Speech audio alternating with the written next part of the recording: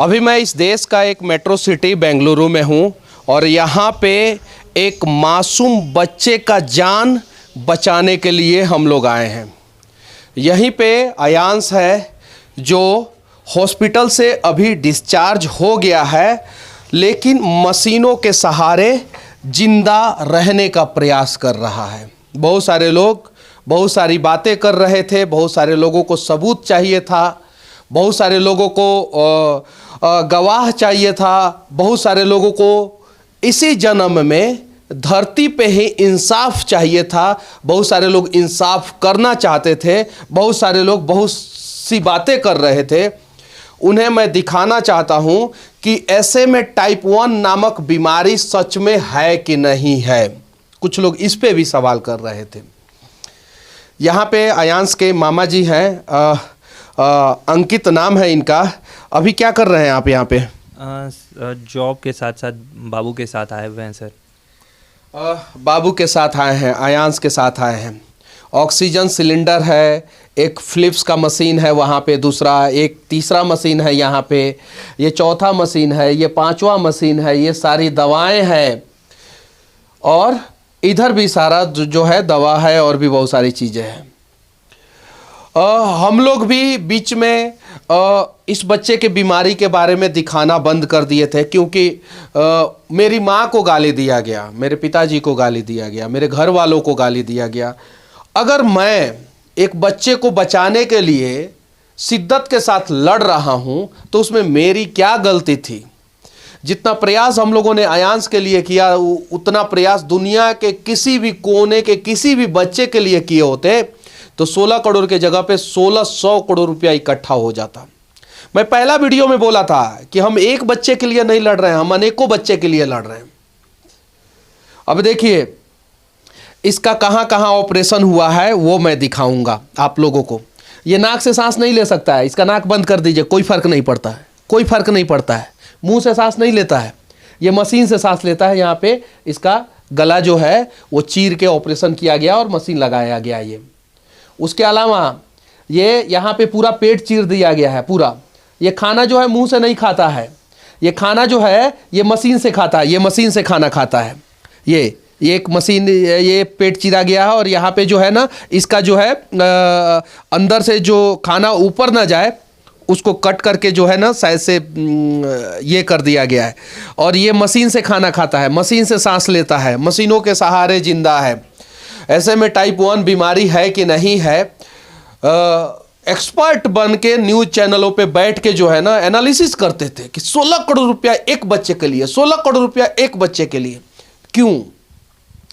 अभी इस देश के CDS जनरल बिपिन रावत मरे हैं। उनके एक महीने का खर्चा उनके सिक्योरिटी पे कम से कम 100 करोड़ रुपया के आसपास था। क्यों भाई एक आदमी के लिए 100 करोड़ रुपया खर्चा क्यों? सिर्फ एक महीने में? क्योंकि वो जनरल थे। ये बच्चा भी उनके जगह पे जा सकता है, ये बच्चा साइंटिस्ट बन सकता है, ये बच्चा नरेंद्र मोदी बन सकता है। मोदी जी चुनाव प्रचार पे खर्चा क्यों करते हैं? बिहार के मुख्यमंत्री नीतीश कुमार चुनाव प्रचार पे खर्चा क्यों करते हैं? सवाल नहीं पूछेंगे हम लोग, लेकिन हम इस बच्चे से सवाल पूछें, इस बच्चे से हिसाब मांगे। एक बार इसे इंजेक्शन पड़ जाता ना, उसके बाद से हम हिसाब मांगते रहते। उसके बाद से इस बच्चे की मम्मी को भी जेल में डालवा देते, इस बच्चे के मामा जी को भी जेल में डालवा देते। 10 साल पुराना केस आलोक सिंह का जो है लोगों ने उखाड़ दिया। अरे बच्चे को इंजेक्शन पड़ जाता तब आलोक सिंह को पकड़ लेते, या बच्चा जब बीमार नहीं था तब आप लोग कहां मरे हुए थे? मानसिकता बीमार हो गई थी। कमेंट जैसे मैं वीडियो डालता था, जैसे मैं वीडियो डालता था अयांश के लिए, 100 लोगों का टीम एक बना हुआ था। वो लोग आके ये कहते थे कि 500 रुपया के लिए बिहार में बच्चा मर रहा है, 500 रुपया के लिए बिहार में बच्चा मर रहा है। उन्होंने अस्पताल में घुस के एक भी वीडियो नहीं बनाया। अयांश के मुहिम के बाद मैं कम से कम 20 वीडियो अस्पताल में घुस घुस के बनाया और लोगों की मदद भी किया। मैं वहीं था, मैं वहीं काम करता रहा जो आप लोग चाहते हैं। लेकिन एक बच्चे को बचाने का मुहिम हम लोगों ने जो शुरू किया था, एक उम्मीद शुरू किया था कि एक बच्चा बच जाएगा तो हम हजारों बच्चे को बचाएंगे, लोगों ने साथ नहीं दिया। अगर साथ दिया, हाँ हालांकि बहुत से लोगों ने साथ दिया, तब जाके 7 करोड़ कुछ रुपया इकट्ठा हुआ था और उसी रुपया के बदौलत जो है ना ये इतना महंगा इलाज आज चालू है। सबसे पहले अयांश की माँ से मैं कुछ सवाल पूछना चाहता हूँ। ये मशीन का नाम क्या है? सर ये मशीन बाईपैप मशीन है और बाईपैप मशीन के सहारे ही सर ये सांस ले पाता है। नाक से सांस और मुंह से सांस नहीं लेता है? नहीं सर, जो चीज़ हम लोग नाक और मुंह से करते हैं ये इसके सहारे करता है। और ये ऑपरेशन जो ट्रिकोस्टोमी हुआ है ये इसी के लिए हुआ है ताकि यहाँ से ये सब कुछ डायरेक्टली कर पाए। अच्छा, ये क्या चीज़ का मशीन है ये? सर ये नेबुलाइज़र है, इससे कफ जो बनता है शरीर में वो कफ को लूज़ करता है। नेबुलाइज डॉक्टर ने बोला है कि हर 2-2 घंटे पे नेबुलाइज आपको करना है। अच्छा, ये क्या चीज़ का मशीन है? ये सर सक्शन मशीन है। ये जब इसका कफ जो है इसमें देखिए ये चीज़ आप देख रहे हैं, ये कफ इसमें जमा हो जाता है ना, ये देखिए अभी दिख रहा है ना, इसको ये निकालने का काम करता है। ये मशीन के थ्रू निकलता है, एक ट्यूब्स के थ्रू इसको निकालते हैं इस मशीन से। इस मशीन से? जी। अच्छा, ये सक्शन बाईपैप का- है सर, ये वाला ये जो मशीन है ये बाईपैप है। इससे कार्बन डाइऑक्साइड जो हम लोग लेते हैं या छोड़ते हैं उसका ये हेल्प करता है, मतलब मेंटेन करके रखता है ऑक्सीजन और कार्बन डाइऑक्साइड को। जी। अच्छा, ये जो फिलिप्स का बड़ा सा मशीन दिख रहा है ये वाला, हाँ सर, ये कफ असिस्ट इसको बोलते हैं। हाँ। इस मशीन का कीमत सर 2,82,000 है। ये मशीन है कि बॉडी में जितना इसके चेस्ट में जो कफ जमा होता है ना, उस कफ जमा होने के कारण ये बच्चे को निमोनिया हो सकता है। इस निमोनिया के खतरे से बचाने के लिए ये मशीन लाया गया। इस मशीन से जो चेस्ट में जो कफ जमा होगा वो कफ को पूरा बाहर की तरफ फेंकता है, निकालता है, और उसके बाद सर इससे हम लोग निकालते हैं। अच्छा, जब मुहिम हम लोगों ने चालू किया था उस समय इसमें से किसी मशीन की ज़रूरत नहीं थी इसको? नहीं सर, ये सब मशीन सर इसकी ज़रूरत एकदम नहीं थी इसे। ये खाना भी सर मुंह से ही खाता था, लेकिन मुहिम शुरू होने के 2-2.5 ना मुंह से खाना खा सकता है, ना मुंह नाक से सांस ले सकता है, मशीनों के सहारे जिंदा है। बिल्कुल सर। सर लोगों को ये लगता था ना कि हम लोग झूठ बोल रहे हैं कि ऐसा कोई बीमारी नहीं है, कि बच्चा तो बहुत अच्छा दिख रहा है, लेकिन अब सर इसी 4 महीने के अंदर बच्चे की कंडीशन देखिए। 4 महीने पहले इसका स्वास्थ्य क्या था, करीबन 10 kg के आसपास था, ये सर अभी 6.5 kg से भी कम बच गया है। तो सर ये 4 महीने में इतना पीछे ये आ गया, इतने मशीन के सहारे ये रह रहा है। तो सर जो लोग ये कह रहे थे कि ऐसे में नहीं है, वो अब आकर खुद क्यों नहीं सामने आ रहे हैं कि ऐसे में है या नहीं है। उस समय सर बहुत जस्टिफाई कर रहे थे कि ऐसे में नहीं है इस बच्चे को। आज वो कहाँ चले गए? आज मैं यहीं बेंगलोर में हूँ, मैं उन्हें खुद बुला रही हूँ कि आप आइए बेंगलोर।